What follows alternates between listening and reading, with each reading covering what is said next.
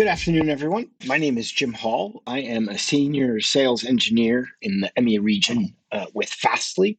And today I'd like to talk to you about CDN logs and why they're not just for breakfast anymore, and to help you make the most of your CDN logs using near real time log analysis tools. So, back in the olden days, or rather when I was growing up, um, orange juice was considered an important part of any breakfast, but it was only for breakfast.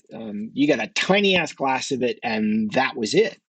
But then in the 70s, yes, I am that old, things started to change. And the Florida orange growers realized that if they wanted to sell more orange juice, they needed to get people to drink it at any time of day. And we started to see adverts like the one you see here with the tagline Orange juice, it's not just for breakfast anymore. And it worked really, really well. OJ was transformed from a drink you drank once a day at breakfast to an any time of day drink. And my point here is that more near real time logging is available, and yet not a lot of people are using it. And only the enterprise services seem to be taking advantage of it.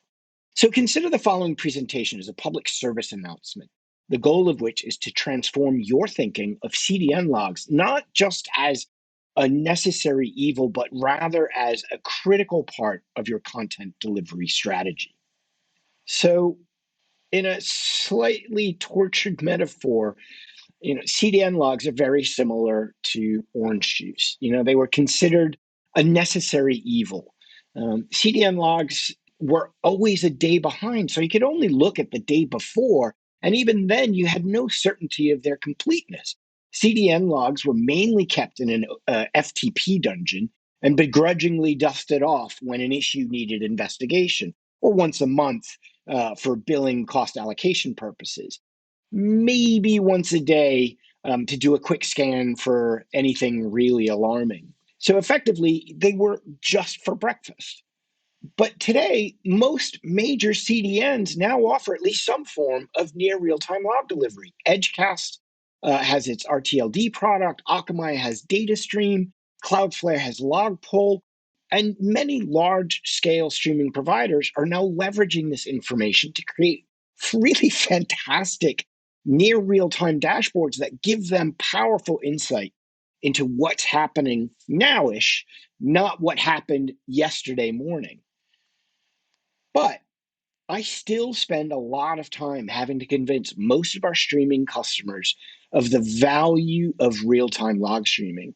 And most small to mid scale streamers are still not leveraging near real time CDN logs. Instead, they rely exclusively on RUM metrics, or worse, nothing, just Twitter. So when CDN log data is near real time, it transforms it into actionable insights. And actionable insights allow you to get ahead of potential issues before they become catastrophic for your audience. It improves performance, which means happier customers slash viewers and happier bosses. So why change now? Well, because too many folks are still stuck with the old mindset of log data not being available until 24 hours later, that it's not really anything of value. But that's really no longer the case. With near real time logging, CDN logs are not just for breakfast anymore. The data has more value now that it's fresh, and you can look at it or drink it at any time. So, what I'd like to do now is show you a dashboard that I've built and some of the real time data that you can see as a result. So, what I'm showing you now is a Sumo Logic dashboard. I'm only showing you Sumo Logic not because this is a plug for Sumo. You can use whatever you like. It doesn't matter what you use. What matters is that you do it. There's tons of options out there: Sumo, Splunk, BigQuery, Azure Data Explorer. They all are slightly different, and different ones might meet your needs differently. Not all are at cost either. You can use, for example, Elasticsearch, which is an open source service. Okay, so what I'd like to show you, there's a lot of data in here, but I want to focus on two that are particularly useful. One is this RxX heat map. And as you can see, if there's a high volume of 5xx errors, you're going to see a big red dot. Okay, so yeah, you've got some 5xx errors. But then in the panel below, you can see that we're showing you the 5xx errors by URL, and we're showing you them by descending order of volume. And unfortunately, because I didn't do something right in my configuration, origin name isn't populating. But you can see the origin name as well. So you know which, if you have multiple origins, which one might be causing a problem. And you can take that even further by going down to the origin server name. So if you have a cluster, for example, or the origin IP address. And then what's important here is, well, that's great, but how do I get notified? What if I'm not staring at this board all day? And the thing is, with services like these, you can trigger alerts that go into services like Slack, and you know immediately something's up and you need to start investigating. What's also important to note is that there are thresholds. Depending on your appetite, it's set for really high thresholds on the basis that, let's say it's 404s. There's a certain amount of 404s you're going to get just because of publishing workflow and things like that. But say for 503s, you want a really low threshold. As soon as you have a single 503 error, you want to know about it because something might be wrong. Things start to get even more powerful when you join this up with existing RUM data services with CDN logs.